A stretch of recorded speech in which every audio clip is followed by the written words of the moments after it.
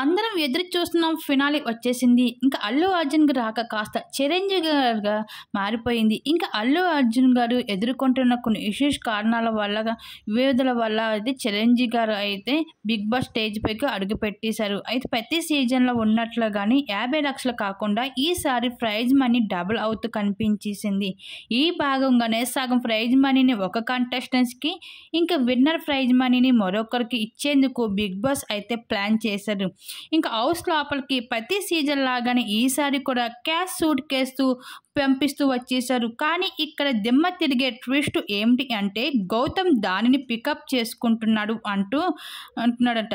అయితే గౌతమ్ విన్నర్ చెయ్యాలని తన ఫ్యాన్స్ అంతా అనుకుంటూ ఉంటే గతంలో శ్రీహాన్ రేవంత్ విషయంలో జరిగినట్లుగానే ఈసారి శ్రీహాన్ చేసిన తప్పే ఇక్కడ గౌతమ్ కూడా చేస్తూ కనిపిస్తున్నాడు. అయితే తను క్యాష్ సూట్ కేసుని అందుకుని స్టేజ్ పైకి అడుగు పెట్టడం అన్నది చాలా సాడ్ న్యూస్ అని చెప్పవచ్చు. అలానే జరిగితే మాత్రం తెలుగు ఆడియన్స్ ఎంతగానో డిసప్పాయింట్ అవుతారు.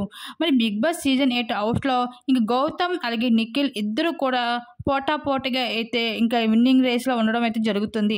మరి ఈ విధంగా అయితే గౌతమ్ క్యాష్ సూట్ కేసు పట్టుకుని స్టేజ్ పైకి అడుగు పెట్టినట్లుగా అయితే వార్తలు వస్తున్నాయి.